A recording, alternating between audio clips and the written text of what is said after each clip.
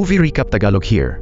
Ngayon ay itutuloy na natin ang Hell University Part 2. Pero bago tayo magsimula, kung hindi mo pa napapanood ang buong recap ng Part 1, siguraduhin mo munang panoorin iyon para mas maintindihan mo ng maayos ang kwento mula sa simula. Nasa pin comment at description ang link. Ngayon, mabilis muna nating balikan ang mga nangyari bago natin simulan ang Part 2 ng Hell University. Sa unang bahagi, nalaman natin na naligaw si Zane at ang 5 niyang kaibigan sa kagubatan at aksidenteng napasok ang isang liblib na universidad. Noong una, natuwa pa sila dahil akala nila ay normal lang itong paaralan. Pero nagbago ang lahat nang matuklasan nila ang nakakatakot nitong pangalan, Hell University, isang lugar kung saan wala nang nakakatakas kapag nakapasok ka na. Hindi nagtagal, nalaman nila na tuwing eksaktong alas 7 ng gabi ay nagsisimula ang tinatawag na Bloody Night, kung saan napipilitang magpatayan ng mga estudyante ng walang kahit anong batas o awa. Pero mas lalo pang naging nakakakilabot ang lahat ng ipahayag ng principal na bawat estudyante ay makakakita ng isang pangalan sa loob ng kanilang locker at kailangan nilang patayin ang taong iyon bago sila mismo ang maging biktima. Syempre, ang mga hindi nakahanap ng pangalan ay ibig sabihin sila ang target. Labis na natakot si Zane, kaya nagkasundo silang magkakaibigan na manatiling nakatago sa dormitory buong gabi. Pero nang malaman niyang mag-isang umalis si Matthew, nagdesisyon siyang hanapin ito. Sa malas, agad niya iyong pinagsisihan matapos niyang matuklasan na sumali si Matthew sa isang mapanganib na grupo ng mararahas na bully sa universidad. Tuluyan siyang napaiyak dahil si Matthew ang taong pinagkakatiwalaan niya at lihim pa niyang minamahal. Nagsisimula ang part 2 sa isang flashback kung paano nga ba sumali si Matthew sa gang na yon. Lumabas na matagal na pala niya silang lihim na minamanmanan hanggang sa tuluyan niyang natuklasan ang kanilang hideout. Pero sa malas, siya agad ang napansin ng grupo. Dinakip nila siya at pilit na tinanong kung ano ang pakay niya. Sinamantala iyon ni Matthew at matapang na sinabi na gusto niyang sumali sa gang upang lihim na maprotektahan ang kanyang mga kaibigan mula sa loob. Agad siyang pinagtawanan at kinutya ng grupo dahil mukha raw siyang mahina. Sinabi ng leader na kung gusto niyang maging miyembro nila, kailangan muna niyang patunayan ang kanyang lakas. Kaya pinilit siyang lumaban sa pinakamalakas na fighter ng gang nang walang kahit anong rules. Inaasahan ng lahat na matatakot si Matthew at uurong, pero ngumiti lang siya ng may kumpiyansa dahil bihasa siya sa martial arts at boxing. Sa mismong pagsisimula ng laban, mabangis agad ang naging pag-atake ni Matthew at grabe niyang binugbog ang kalaban hanggang sa mabigla ang lahat ng nanonood. Dahil doon, tuluyan niyang nakuha ang respeto ng leader ng gang at sa wakas ay tinanggap siya bilang miyembro. Sa kasalukuyan, wasak na wasak si Zane matapos malaman ang katotohanan tungkol kay Matthew. Bigla niyang narinig na may tumatawag sa kanyang pangalan at paglingon niya, nakita niyang iyon pala ang masked university student na dati nang nagligtas sa kanya. Lumapit ito at pinayuhan siyang bumalik na sa dormitory dahil gabi na at mapanganib ang paligid ng universidad sa ganitong oras. Pero nang maalala niyang kabilang ito sa ibang gang, agad siyang nag-alala na baka saktan nito si Matthew. Sa kabila ng lahat, gusto pa rin niya itong protektahan. Nagdesisyon si Zane na manatili roon hanggat hindi siya sigurado na ligtas si Matthew. Napansin ng masked student na mahalaga pa rin kay Zane si Matthew kahit sumali ito sa gang nang hindi nagpapaalam, pero iginiit ni Zane na siguradong may sarili itong dahilan. Binalaan pa niya ang masked student na huwag sasaktan si Matthew o ang kahit sino sa kanyang mga kaibigan.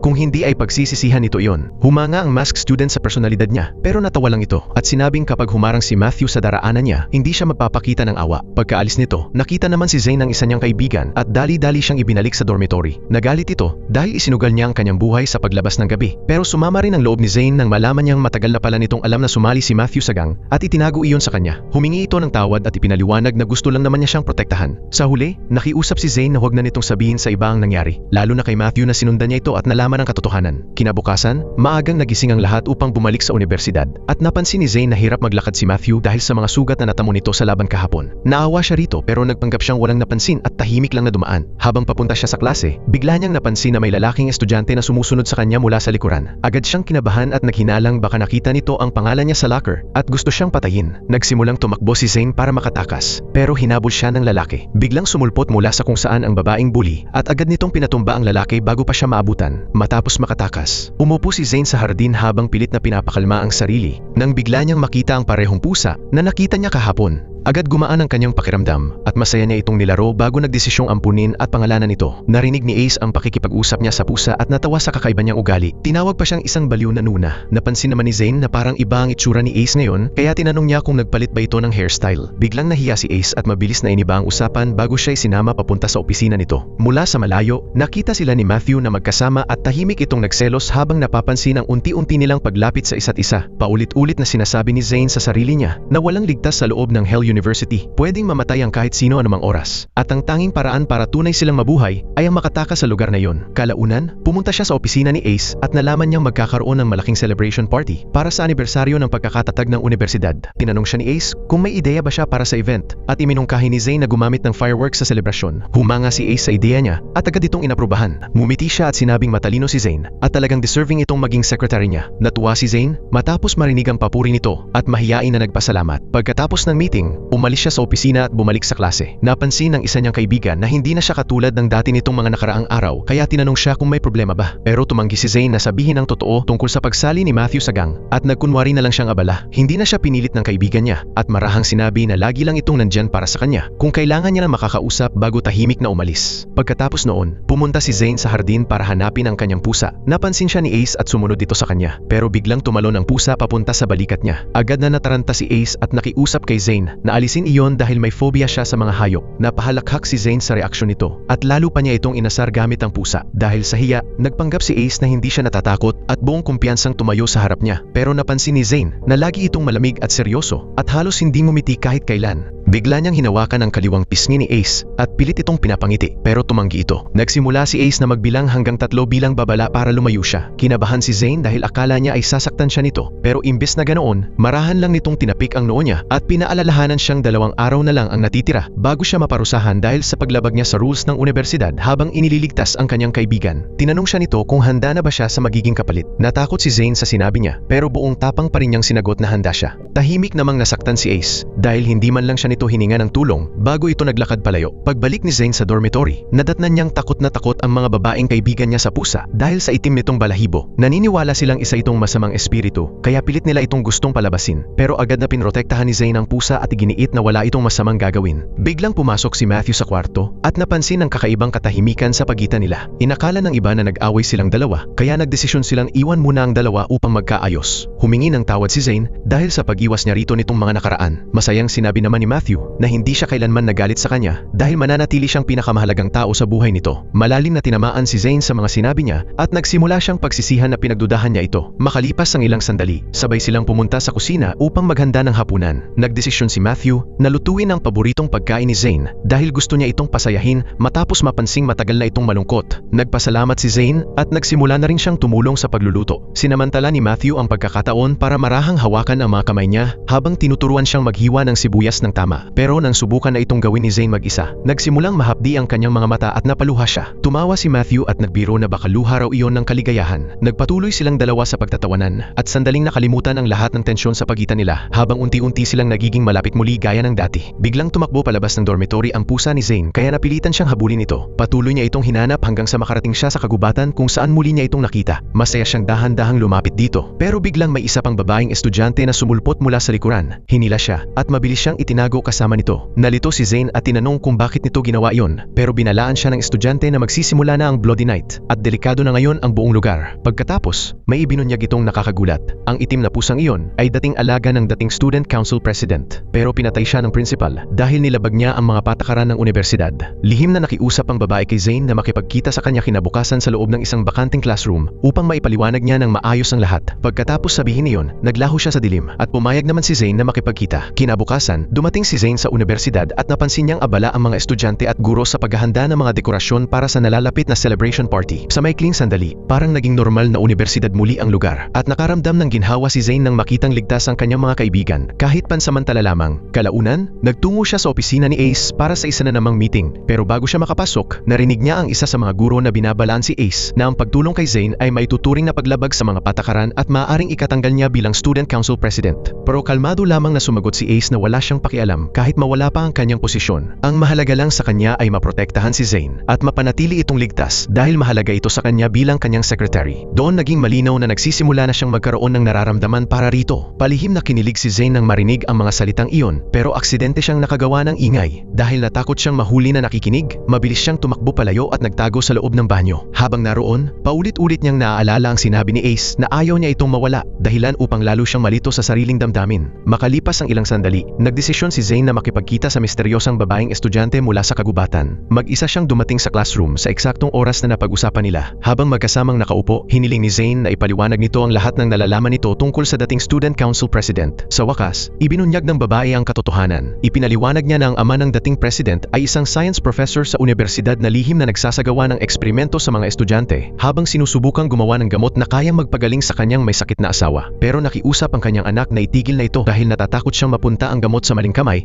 at magamit para sa masasamang layunin. Sa huli, nakinig ang professor sa kanyang anak at isinara ang lihim na laboratorio, dahilan upang pansamantalang bumalik ang katahimikan sa universidad. Pero sa malas, nagalit ng husto ang principal dahil sinuway nila ang kanyang mga utos. Walang pag-aalinlangang pinatay nito ang professor at ang kanyang anak bago tuluyang isinara ang universidad upang wala nang makalabas habang ipinagpapatuloy niya ang paghahanap sa gamot. Mula noon, naging nakakatakot na kulungan ang Hell University na kilala nila ngayon. Pagkatapos ibunyag ang katotohanan, binalaan ng estudyante si Zane na huwag magtiwala kaninuman dahil maraming espiya ang nagtatago sa loob ng universidad. Biglang naramdaman ng dalawang babae na parang may lihim na nagmamasid sa kanila. Dahil sa takot, agad nilang hinabol ang misteryosong tao sa mga hallway hanggang sa kagubatan. Pero kahit anong pilit nila, hindi nila ito nahuli o kahit man lang nakita ang mukha nito. Tuluyang napaiyak ang babaeng estudyante dahil kumbinsido siyang nasa panganib na ngayon ang kanyang buhay. Bago ito umalis, nakiusap siya kay Zane na protektahan ang kanyang pamilya sakaling may mangyari sa kanya. Nalito si Zane sa kakaiba nitong sinabi at sinubukan niya itong sundan, pero naligaw siya sa kailaliman ng kagubatan habang bumubuhos ang malakas na ulan sa paligid niya. Unti-unting nilamon siya ng takot dahil magsisimula na naman ang Bloody Night. Biglang may humawak sa kanya mula sa likuran at mabilis siyang hinila palayo. Pagmulat niya ng mata, natuklasan niyang nasa harapan niya ang investigator teacher. Pinakalma siya nito, ipinaghanda ng mainit na inumin at tinanong kung bakit siya nag-iisa sa kagubatan sa ganoong kapanganib na oras. Ikinuwento ni Zane ang lahat ng nangyari, kasama na ang misteryosong taong nagmamasid sa kanya. Humingi siya ng paumanhin dahil hindi pa rin niya nahanap ang lokasyon ng lihim na laboratorio, pero marahang tiniyak ng investigator na sobra-sobra na ang mga nagawa niya. Sinabi ng investigator teacher kay Zane na alam niyang napakahirap ng misyong ito. Dahil magsisimula na naman ang Bloody Night, pinakiusapan niya si Zane na manatili muna sa loob ng kanyang opisina ngayong gabi hanggang sa maging ligtas muli ang lahat. Nakaramdam ng ginhawa si Zane sa kabaitan nito, taimtim siyang nagpasalamat at pumayag. Kinabukasan, bumalik siya sa dormitory kung saan nagsimula silang magkaibigan na maghanda para sa university celebration party. Nang makita ni Matthew si Zane na nakabihis ng maayos, tuluyan siyang nabighani sa kagandahan nito. Hindi niya mapigilang titigan ito habang nagtatawanan ang kanyang mga kaibigan matapos mapansing halos lumulutang na ang mga puso sa paligid niya. Inudyukan nila si Matthew na umamin na sa kanyang nararamdaman bago pa maagaw ng iba si Zane. Matapos marinig ang payo nila, nag-ipon ng lakas ng loob si Matthew at naglakad papunta kay Zane. Habang kinakabahan, sinabi niyang napakaganda nito ngayong araw bago awkward na lumuhod at yayain itong sumama sa party kasama siya. Nagulat si Zane sa pag-amin nito, pero agad ding napuno ng saya ang kanyang muka at mabilis siyang pumayag. Tuwang-tuwa ang mga kaibigan nila nang makita silang magkasama dahil naniniwala na ang lahat na bagay sila sa isa't isa. Kalaunan, sabay-sabay silang dumating sa party, pero habang abala ang lahat sa pagsasaya, napansin ni Zane na wala kahit saan ang misteryosang babaeng estudyanteng nakilala niya sa kagubatan. Nagsimula siyang magtanong sa ibang mga estudyante tungkol dito, pero walang nakakaalam kung saan ito nawala. Nag-aalala si Zane at pakiramdam niya ay may masamang nangyari rito. Gusto niyang bumalik sa kagubatan para hanapin ito, pero pinigilan siya ng kanyang mga kaibigan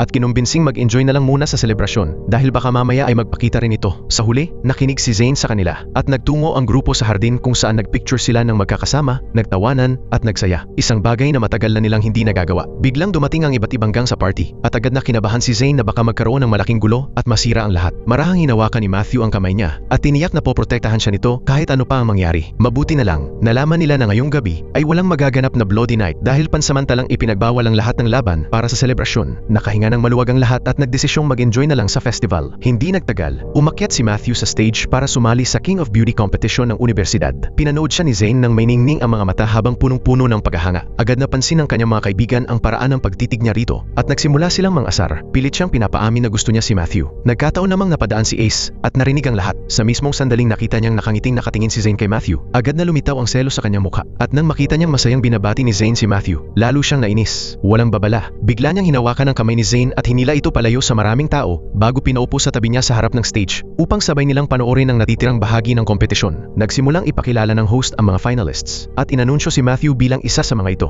Masayang-masayang sumigaw si Zane para suportahan ito, pero nainis si Ace at bigla nitong tinakpan ang mga mata ni Zane gamit ang kanyang kamay para hindi na ito makatitig pa kay Matthew. Pagkatapos, dahil sa sobrang selos, nagdesisyon si Ace na sumali rin sa kompetisyon dahil gusto niyang siya naman ang mapansin ni Zane. Sa sandaling umakyat siya sa stage, nabigla ang buong universidad sa kanyang napakagwapong itsura at matinding kumpiyansa. Pero si Zane lang ang tinitingnan ni Ace buong oras. Sinasadya pa niyang magpasikat at mag-flex sa harap nito na para bang gusto niyang mapaibig niya ito. Sa sobrang nahiya, napapikit na lamang si Zane upang maiwasang tumingin sa kanya. Pagkatapos noon, biglang pinili ni Ace si Zane upang maging partner niya sa Best Couple Competition. Bago pa man siya makapag-react, hinila na siya nito paakyat sa stage at mahigpit na hinawakan ang kanyang kamay sa harap ng buong unibersidad. Namula sa hiya at naging hindi komportable si Zane, pero wala siyang choice kundi ang sumabay na lang. Mahina niyang tinanong si Ace kung bakit nito ginagawa ang lahat ng iyon, pero buong kumpiyansang sumagot si Ace na mas bagay silang dalawa kaysa kina Zane at Matthew. Hindi nagtagal, inanunsyo na ang resulta ng competition at lumabas na ang babaeng bully ang nanalo sa first place. Pero agad na nagalit si Ace. Inagaw ang premyo mula rito at matapang na ipinahayag na si Zane ang totoong dapat manalo dahil siya ang pinakamagandang babae sa buong unibersidad. Natakot ang lahat sa kanya kaya tahimik na lamang nilang tinanggap ang desisyon nito. Tuluyang nalito si Zane sa kanyang ikinikilos at nagsimulang isipin kung may nararamdaman nga ba talaga si Ace para sa kanya. Sa pagtatapos ng gabi, nakatayo si Zane kasama ang kanyang mga kaibigan sa hardin nang bigla niyang maalala na bukas na ang araw ng kanyang parusa. Dahil sa sobrang bigat ng nararamdaman niya, nagdesisyon siyang maglakad mag-isa sandali upang malinawan ang isip. Napansin ni Matthew na umaalis siya at inalok siyang samahan. Pero tiniyak ni Zane na magiging ayos lang siya dahil wala namang bloody night ngayong gabi. Mag-isa siyang naglakad papunta sa kagubatan kung saan hindi niya inaasahang nadatnan si Ace na naghihintay sa kanya. Nagulat siya at tinanong kung paano nito nalaman na pupunta siya roon. Pero ngumiti lang si Ace at sinabing pakiramdam daw niya palagi ang presensya niya. Dahan-dahan itong lumapit sa kanya at tinanong kung natatakot ba siya. Pagkatapos, bigla itong nag-alok ng hindi niya inaasahan. Hiniling ni Ace na tumakas silang dalawa mula sa unibersidad, pero agad tumanggi si Zane dahil hindi niya kayang iwan ang kanyang mga kaibigan. Sinabi niya kay Ace na mas pipiliin niyang manatili kaysa mabuhay ng mag-isa nang wala ang mga taong mahalaga sa kanya. Labis na naantig si Ace na mapagtanto niyang handang isugal ni Zane ang sarili niyang buhay para sa mga taong mahal niya. Sa wakas, sinabi ni Ace na maaaring iisa lang ang paraan upang mailigtas siya mula sa parusang naghihintay sa kanya kinabukasan. Marahan itong hinawakan ng kamay niya at hiniling na maging girlfriend siya nito. Ipinaliwanag niya na kapag naging kanya si Zane, wala nang maglalakas loob sa loob ng unibersidad na parusahan o kahit saktan man lang siya. Taos-pusong nangako si Ace na poprotektahan siya at pasasayahin kung bibigyan niya ito ng pagkakataon. Naging emosyonal si Zane dahil napagtanto niyang totoo ang pag-aalaga ni Ace sa kanya at sandali pa ay muntik na siyang pumayag. Pero bigla silang nakarinig ng malakas na sigaw na umalingaw-ngaw sa buong kagubatan. Dahil sa takot, agad na tumakbo si Zane papunta sa pinanggalingan ng sigaw at pagdating niya roon, natuklasan niyang nakahandusay sa lupa ang babaeng estudyanteng nakilala niya sa kagubatan. Agad na napaiyak si Zane dahil pakiramdam niya ay may kasalanan siya sa nangyari. Pagkatapos, napansin niya si Matthew sa malapit at bigla niyang naalala na miyembro ito ng gang na responsable sa maraming pag-atake sa loob ng unibersidad. Sa galit, hinawakan niya ang kamay ni Matthew at kinaladkad ito papunta sa mas malalim na bahagi ng kagubatan upang makapag-usap sila ng silang dalawa lang. Doon, diretsahan niyang tinanong si Matthew kung may kinalaman ba ito sa pagkamatay ng babae, pero agad itong tumanggi at desperadong ipinagtanggol ang sarili. Nakiusap si Matthew na magtiwala siya rito dahil hindi nito kayang gumawa ng ganoong bagay. Pero patuloy lang sa pag-iyak si Zane at inakusahan itong naging makasarili. Tinanong niya kung sumali ba ito sa gang para lang iligtas ang sarili habang ang iba ay naghihirap. Labis na nasaktan si Matthew sa mga sinabi niya at naalala nito ang araw na una siyang sumali sa gang. Noon, binalaan siya ng lider na malapit ng sumiklab ang isang malaking digmaan sa loob ng unibersidad at maraming estudyante ang mamamatay. Dahil natakot para sa kanyang mga kaibigan, pinili ni Matthew na sumali sa gang upang lihim silang maprotektahan kahit pa mga hulugan iyon ng pagsasakripisyo ng sarili. Pagbalik sa kasalukuyan, tuluyan nang sinabi ni Matthew kay Zane ang buong katotohanan at umamin na ginawa niya ang lahat dahil mahal niya ito at hindi niya kayang mawala siya. Tuluyang nagbago ang nararamdaman ni Zane matapos marinig ang pag-amin nito. Napagtanto niyang mali ang paghusga niya rito, kaya agad siyang humingi ng tawad dahil sa pagdududa. Marahang niyakap siya ni Matthew at sinabing hindi niya kayang magalit sa kanya. Bigla silang nakarinig ng kilos mula sa malapit at napagtanto nilang may paparating na mga miyembro ng ibang gang. Agad na nag-alala si Matthew para sa kaligtasan ni Zane, kaya sinabi niyang manatili itong nakatago at huwag bubuksan ang mga mata kahit ano pa ang mangyari. Nagdesisyon siyang isugal ang sarili niyang buhay para protektahan siya. Sa sandaling lumabas siya, nakita niyang may dalang mga armas ang mga miyembro ng gang. Nang tanungin niya kung ano ang gusto nila, nagtawanan lang ang mga ito bago sabay-sabay siyang inatake. Napagtanto ni Matthew na ipinagkanulo siya, pero lumaban pa rin siya ng buong tapang at nagawa pang pabagsakin ang isa sa kanila. Sa malas, masyadong marami ang kalaban na nakapaligid sa kanya. Napalibutan siya ng gang at brutal siyang pinagtulungan habang walang kahit katiting na awa. Mula sa pinagtataguan niya, naririnig ni Zane ang mga sigaw ni Matthew sa sakit at hirap na hirap siyang pigilan ang sarili na tumakbo papunta rito. Pero naalala niya ang sinabi nito na magtiwala at manatiling nakatago. Patuloy na bumubuhos ang luha niya dahil natatakot siyang tuluyan na itong mawala. Muling naghanda ang gang na atakihin si Matthew, pero biglang dumating si Ace sa tamang oras. At gaya ng dati, kahit napakagwapo nitong tingnan, sa sandaling magsimula ang laban ay para itong nagiging halimaw. Mag-isa niyang tinalo ang buong gang. Pagkatapos noon, tinulungan ni Ace na makatayo si Matthew at sinabi rito na agad pumunta sa klinik. Pagkatapos, narinig niya si Zane na umiiyak sa malapit, kaya nilapitan niya ito at marahang niyakap upang pakalmahin. Sinabi niyang ligtas na ito ngayon bago niya mismo dinala si Zane sa klinik. Kasabay nito, nakita naman natin ang doktor sa loob ng lihim na laboratorio habang ipinagpapatuloy ang kanyang eksperimento nang biglang pumasok ang mga gwardya habang dala ang bangkay ng babaeng estudyante. Inutusan nila ang doktor na gamitin ito para para sa susunod na test kaya napilitan siyang sumunod. Sinulat niya ang numerong 15 sa katawan nito bago ipinagpatuloy ang eksperimento. Ibig sabihin ay may 14 ng estudyanteng ginamit bago pa siya. Kinabukasan, nagising si Matthew sa loob ng klinik at nadatnan ng lahat ng kanyang mga kaibigan na nakapaligid sa kanya. Nakahinga sila ng maluwag at mabilis na tinawag ang nurse upang tingnan siya. Sinabi ng nurse na makaka-recover naman siya agad, pero ipinaliwanag din nitong kung mas nahuli pa siya ng kaunti sa pagdating doon, maaari siyang mawalan ng sobrang daming dugo at mamatay. Nagpasalamat ang lahat sa nurse, pero pagkalis nito ay biglang napasigaw si Matthew sa sakit. Nagpanik si Zane at agad na tinanong kung saan masakit, pero awkward na ipinaliwanag ni Matthew na nakaupo pala siya sa sugatan nitong braso. Dahil sa hiya, mabilis na tumayo si Zane at paulit-ulit na humingi ng tawad habang nagtatawanan ang lahat ng kanilang mga kaibigan. Pagkaalis ng iba upang bigyan sila ng oras na magkasama, humingi ng tawad si Matthew dahil pinapag-alala niya si Zane. Pero sa halip, nagpasalamat si Zane dahil isinugal nito ang sariling buhay para protektahan siya. Napaiyak siya at nangakong hindi na niya ito muling pagdududahan. Marahan namang sinabi ni Matthew na ayaw na niyang makitang umiiyak siya at hiniling na ngumiti na lang ito. Naging emosyonal si Zane matapos marinig iyon at patuloy niyang hinawakan ang kamay nito hanggang sa makatulog ito. Kalaunan, nang lumabas siya ng kwarto, nadatnan niyang naghihintay si Ace sa labas. Nagpasalamat si Zane kay Ace dahil sa pagligtas nito kay Matthew, pero kalmado lamang na inamin ni Ace na ginawa lang niya iyon dahil mahal niya siya. Sinabi rin nito na kailangan din niyang magpahinga bago tuluyang umalis papuntang universidad. Habang naglalakad palayo si Ace, bigla naman siyang binangga ng sadya ng leader ng gang. Malamig na sinabi ni Ace na tumabi ito, pero ngumisi lang ang leader at sinabing natuklasan na niya ang kahinaan ni Ace. At syempre, si Zane ang tinutukoy nito. Agad siyang binalaan ni Ace na kapag naisipan nitong galawin si Zane, habang buhay nitong pagsisisihan iyon bago siya tuluyang umalis. Samantala, nagdesisyon si Matthew na mas pagbutihin pa ang kanyang training upang mas lumakas at maprotektahan ng maayos ang lahat sa susunod. Natuwa si Zane nang makitang maayos na muli ang kalagayan niya at masaya niyang sinabi rito na naghanda siya ng almusal para dito bago siya nagtungo sa universidad. Habang papunta roon, nakita ng mayamang bully girl na mag-isa si Zane kaya muli na naman niya itong ininsulto. Inutusan pa niya si Zane na maging personal niyang utusan at magdala ng pagkain tuwing uutusan niya ito. Nagngit-ngit sa galit si Zane at muntik na niya itong sabunutan, pero pinigilan niya ang sarili at tahimik na lamang na umalis. Pagkatapos noon, nagtungo siya sa opisina ni Ace upang tapusin ang trabahong ipinagawa nito sa kanya. Agad napansin ni Ace kung gaano siya kapagod kaya pinaupo siya nito at lihim na ipinahanda ang lahat ng paborito niyang pagkain. Nahihiya si Zane dahil naroon ang assistant ni Ace at pinapanood sila, pero agad nitong pinalabas ang lahat sa opisina upang komportable siyang makakain. Pagkatapos, binantaan pa siya ni Ace na kapag tumanggi siyang kumain, siya mismo ang magsusubo sa kanya. Sa sobrang hiya, mabilis na nagsimulang kumain si Zane habang pinapanood siya ni Ace nang may punong-punong pagmamahal sa mga mata.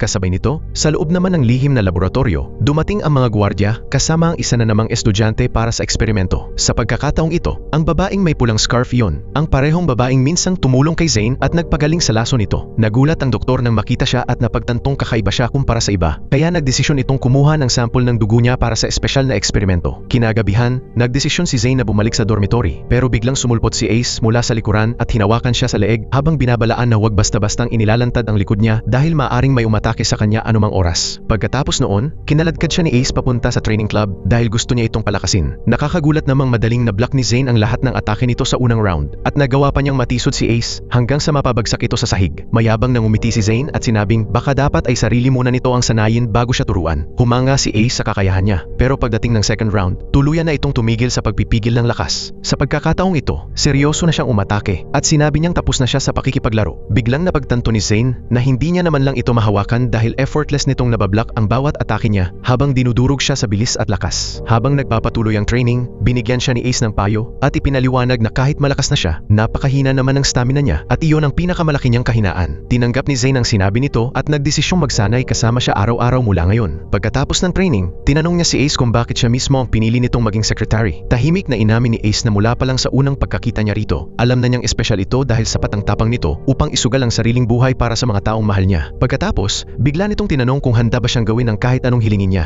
Buong kumpiyansang sumagot si Zane ng oo, pero bago pa siya makapag-react, marahang hinalikan ni Ace ang noo niya at sinabing wag na niyang ilagay pa sa panganib ang sarili dahil napakahalaga niya rito. Dahil sa mga sinabi nito, mabilis na tumibok ang puso ni Zane at unti-unti pang naging mas malapit ang dalawa sa isa't isa. Sa malas, lihim silang nakita ng bully girl at nagselos ito sa relasyon nilang dalawa. Kalaunan, nang mag-isang pumasok si Zane sa banyo, sumunod doon ang bully girl at bigla siyang itinulak ng marahas sa sahig. Nagulat si Zane at tinanong kung ano ang gusto nito, pero hinawakan ng babae ang leeg niya, marahas siyang inatake habang pinagbabantaan na layuan si Ace habang buhay. Pagkatapos magbigay ng huling babala, umalis ito sa banyo. Ilang sandali pa, lumabas si Zane habang hirap na hirap huminga. Agad napansin ni Ace ang mga marka sa leeg niya at dali-daling lumapit habang nagpapanik at nagtatanong kung sino ang gumawa noon upang maparusahan niya. Pero tumanggi si Zane na sabihin ang kahit ano at iginiit na kaya niyang protektahan ang sarili niya. Pagkatapos noon, tahimik siyang naglakad papunta sa klinik. clinic. Sa loob, ginamot ng nurse ang kanyang mga sugat at nilagyan ng medical tape ang mga sugat sa kanyang leeg. Nagpasalamat si Zane rito, pero mabilis niyang napansin na mukhang malungkot at problemado ang nurse. Nang tanungin ni Zane kung ano ang problema, biglang napaiyak ang nurse at inaming nakakulong din siya sa loob ng unibersidad. Tulad ng lahat at desperado na niyang namimiss ang kanyang pamilya. Naawa si Zane sa kanya at sinubukan siyang pagaanin ng loob, habang nangangakong balang araw ay makakatakas silang lahat mula sa lugar na yon. Nagpasalamat ang nurse bago tuluyang magdesisyong ibunyag ang isang mapanganib na sikreto. Sinabi nito kay Zane na alam niya kung sino talaga ang naglagay ng lason sa kanyang inumin noon. Nagulat si Zane at agad na nagtanong kung sino iyon. Tahimik na iniabot ng nurse ang isang piraso ng papel na may nakasulat na pangalan. At sa mismong sandaling mabasa yun ni Zane, tuluyang nagbago ang kanyang ekspresyon dahil isa pala sa sarili niyang mga kaibigan ang may kagagawan nito. Tuluyang nayanig si Zane at umalis ng klinik na hindi makapaniwala sa kanyang natuklasan. Pagbalik niya sa dormitory, mag-isa siyang umupo habang iniisip ang lahat ng nangyari. Napansin ni Matthew na tila lutang siya, kaya sinubukan niya itong pasayahin sa pamamagitan ng pagbibiro bago isinama sa iba nilang mga kaibigan. Hindi nagtagal, nagdesisyon ang grupo na maglaro ng truth game ng magkakasama. At nagsimula silang magtawanan, mag-asaran, at mag-enjoy na parang normal na mga estudyante kahit sandali lang. Nang dumating ang turn ni Zane sa truth game, bigla niyang sinamantala ang pagkakataon upang tanungin ang kanyang kaibigan kung ano ba talaga ang ginawa nito noong gabi ng party. At kung ito nga ba ang naglagay ng lason sa kanyang inumin. Nabigla ang lahat sa tanong niya at agad inakalang nagbibiro lamang siya. Pero tahimik na inilabas ni Zane ang papel na ibinigay ng nurse at direkta itong inihagis sa mukha ng kanyang kaibigan. Agad itong kinabahan at halatang may itinatago. Sa wakas, inamin nitong siya nga ang naglagay ng lason kay Zane. Pero nakiusap muna itong pakinggan nila ang buong kwento. Pagkatapos, ipinakita sa atin ang flashback kung saan nakikipagkita siya sa misteryosang babaeng may pulang scarf. Binalaan siya ng babae na nasa panganib ang buhay ni Zane at plano ng principal na ipapatay ito. Kaya hiniling ito na lagyan niya ng lason ng inumin ni Zane habang nangangakong lihim nitong ibibigay ang antidote bago pa may mangyari upang malinlang nila ang principal ng walang naghihinala. Dahil wala na siyang ibang magawa, pumayag siya at ginawa ang ipinapagawa nito. At gaya ng ipinangako, kalaunan ay lihim ngang ipinasa ng babae ang antidote sa kanila sa pamamagitan ng bintana ng walang nakakapansin. Pagkatapos maipaliwanag ang lahat, humingi siya ng tawad kay Zane dahil nalagay niya sa panganib ang buhay nito. Pero sinabi niyang ginawa lamang niya iyon upang protektahan siya. Nagulat ang lahat matapos marinig ang katotohanan. Agad nawalan ng kontrol si Matthew at hinawakan siya sa galit dahil itinago nito ang napakapanganib na bagay mula sa kanilang lahat. Pero mabilis siyang pinigilan ni Zane. Sa halip na magalit, pinili niyang patawarin ang kanyang kaibigan dahil napagtanto niyang gusto lang naman siya nitong iligtas. Pagkatapos, sinabi niya sa lahat na pinapatunayan lang nito na kakampi talaga nila ang babaeng may pulang scarf. Nagdesisyon ng grupo na kailangan nilang hanapin ito at magtulungan kung gusto pa nilang makalabas ng buhay mula sa unibersidad. Kinabukasan, nagtungo si Zane sa opisina ni Ace upang ipagpatuloy ang trabaho niya, pero biglang lumapit sa kanya ang dating secretary at nakiusap na makausap siya ng pribado. Noong una ay tumanggi si Zane dahil abala siya, pero iginiit ng babae na tungkol kay Ace ang pag-uusapan kaya napilitan siyang makinig.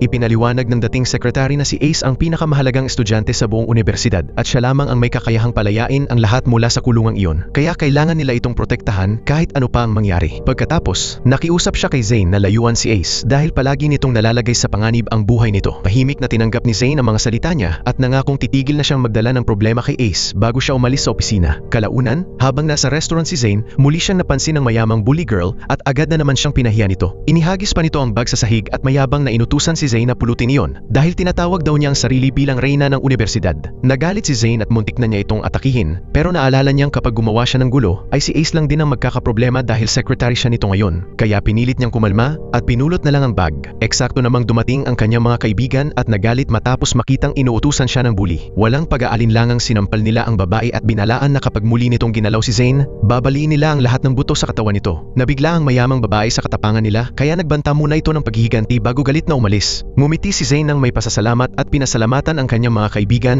dahil lagi silang nasa tabi niya. Sabay-sabay silang umupo upang kumain. Pero nakiusap si Zane na huwag na silang makipag-away para sa kanya dahil ayaw niyang may masaktan dahil sa kanya. Biglang dumating si Ace at nakiusap na makausap siya ng silang dalawa lang kaya napilitang umalis muna ang iba para pumasok sa klase. Sinubukan siyang iwasan ni Zane pero napansin ni Ace na kumakain siya ng kakaibang gulay kaya tinitigan niya iyon ng may pagdududa bago nagtanong, "Ano to? Damo?" Agad na inis si Zane at sinabing spinach iyon bago niya ito pilit pinatikim. Desperadong umiwas si Ace at sinabing hindi siya gutom pero mapilit si Zane kaya sa huli ay sumuko rin siya at kumain ng kaunti. Ilang segundo lang ang lumipas, biglang namula ang mukha ni Ace at nahirapan siyang huminga. Nagpanik si Zane nang mapagtanto niyang malala pala ang allergy nito sa spinach. Gulat na gulat niyang tinanong kung bakit pa nito kinain iyon kung alam naman pala nito. Pero mahina lang na sinabi ni Ace na kaya niyang gawin ang kahit ano para sa kanya bago ito tuluyang mawala ng malay. Dahil sa sobrang guilt, napasigaw si Zane para humingi ng tulong at agad namang isinugod ng mga estudyante si Ace sa klinik. Doon, binigyan siya ng nurse ng gamot para sa allergy at tiniyak sa lahat na makaka-recover din siya agad. Pero galit na galit ang mayamang bully girl at agad nitong sinisi si Zane sa nangyari. Malakas niya itong sinampal at inakusahan na sinadya nitong patayin si Ace. Napilitan ng nurse na palabasin ng babae upang makapagpahinga si Ace. Habang si Zane naman ay nanatiling nakaupo sa tabi nito, umiiyak habang yakap-yakap siya dahil natatakot siyang may masamang mangyari rito. Kalaunan, lumabas si Zane upang makipagkita sa kanyang mga kaibigan at sinubukan naman nila siyang pagaanin ng loob sa pagsasabing hindi niya kasalanan ang nangyari dahil wala naman siyang alam tungkol sa allergy ni Ace. Pero biglang bumalik ang mayamang bully girl kasama ang ilang estudyante at hayagan nitong inakusahan si Zane na tangkang pinatay si Ace. Bago pa makapag-react ang kahit sino, agad nilang hinawakan si Zane at tinalian ang kanyang mga kamay at paa. Desperadong sinubukan siyang protektahan ng kanyang mga kaibigan pero masyadong maraming estudyante ang umatake sa kanila. Inihagis ng mga bully si Zane sa sahig at marahas siyang pinagahampas ng mga kahoy habang napapasigaw siya sa sakit at nagsisimulang mawala ng maraming dugo. Habang nangyayari iyon, nagtatawanan lamang ang mga taong nakapaligid habang pinapanood siyang naghihirap. Sa mismong sandaling paghahandaan na nilang tuluyan siyang patayin, biglang dumating si Ace sa tamang oras at humarang mismo sa harap niya. Sinalo ang susunod na hampas para sa kanya. Agad na puno ng galit ang mukha nito. Inagaw niya ang kahoy mula sa mga kamay nila. Inihagis iyon sa sahig at malamig na nangakong pagbabayaran nila ang lahat ng ginawa nila. Pagkatapos, inutusan niya ang lahat ng estudyante na manatili sa loob ng silid hanggang sa makabalik siya. Mabilis na kinalag ni Ace ang tali ni Zane at siya mismo ang nagbuhat dito dahil sobrang lala ng mga sugat nito. Dali-dali niya itong dinala sa operating room at inutusan ng doktor na gawin ang lahat upang mailigtas ang buhay nito. Habang nakatayo sa tabi ng walang malay na si Zane, tahimik na nangako si Ace na pagsisisihan ng lahat ng responsable ang pananakit sa kanya. Pero sa mismong paglabas niya, nadatnan niyang naghihintay na pala ang principal. Sinabi nito kay Ace na humihina na siya dahil hinahayaan niyang kontrolin siya ng emosyon at inutusan siyang hayaan na lang mamatay si Zane dahil ito raw ang pinakamalaki niyang kahinaan. Agad namang tumanggi si Ace at sinabing si Zane ang sekretary niya at hindi niya hahayaang may manakit dito. Pagkatapos iwan ng principal, diretsong nagtungo si Ace sa mga estudyanteng responsable sa pag-atake kay Zane. Desperadong humingi ng tawad ang mayamang bully girl habang umiiyak at sinasabing ginawa lang niya ang lahat dahil nagmamalasakit siya rito at nagmamakaawang bigyan siya ng isa pang pagkakataon. Pero tuluyan ng tinanggihan ni Ace ang paghingi niya ng tawad. Sa halip, inalis nito ang titulo niya bilang Queen of the University at ipinahayag na si Zane ang tunay na nararapat sa titulong iyon dahil siya ang pinakamagandang babae sa buong universidad. Nabigla ang lahat ng estudyante matapos marinig ang desisyon niya dahil walang sino man ang nag-akala na pipiliin niya si Zane sa harap ng lahat kaysa sa mayamang babae. Pagkatapos noon, inanunsyo ni Ace ang mga pangalan ng top-ranked students sa universidad at kabilang doon sina Zane at Matthew. Sobrang proud ang kanilang mga kaibigan at malakas silang nag-cheer para sa dalawa. Kalaunan, lihim na kinausap ni Ace ang mga miyembro ng gang at inutusan silang parusahan ang bawat taong sangkot sa pag-atake kay Zane sa susunod na Bloody Night. Samantala, nananatiling walang malay si Zane at nanaginip na mag-isa siyang nakakulong sa kagubatan. Habang hinahabol siya ng mga estudyante mula sa lahat ng direksyon, napabangon siya habang napapasigaw sa takot at doon niya nakita si Ace na nakaupo sa tabi ng kanyang kama. Nakahinga ng maluwag si Ace nang makitang gising na siya at agad itong humingi ng tawad dahil nasaktan siya dahil dito. Pero sa halip, nagpasalamat si Zane dahil iniligtas nito ang kanyang buhay. Napangiti ng marahan si Ace matapos marinig iyon bago nito hinawakan ang kamay niya at nangakong habang nasa tabi siya nito, wala nang muling mananakit sa kanya. At dito nagtatapos ang bahaging ito ng part 2. Pero matapos ang ending ngayon, napakarami pa ring tanong na hindi nasasagot sa loob ng Hell University. Sino nga ba talaga ang misteryosang babaeng may pulang scarf? Bakit ganoon na lang ang pagkabigla ng doktor matapos makita ang resulta ng dugo niya? Ano nga ba talaga ang itinatago nila sa loob ng lihim na laboratorio? Totoo bang pinatay ang dating Student Council President dahil lang sa paglabag sa rules? O may mas madilim pang katotohanan sa likod ng kanyang pagkamatay? At kung patuloy na poprotektahan ni Ace si Zane ng ganito, ano kaya ang mangyayari kapag si Ace naman ang tuluyang targetin ng direktor? Mukhang habang mas lumalalim sila sa Hell University, mas lalo lang nagiging nakakatakot ang katotohanan. At dito nagtatapos ang part 2 ng The Hell University. Abangan ang susunod na kabanata. Maraming salamat sa panonood. Hanggang sa muli, paalam.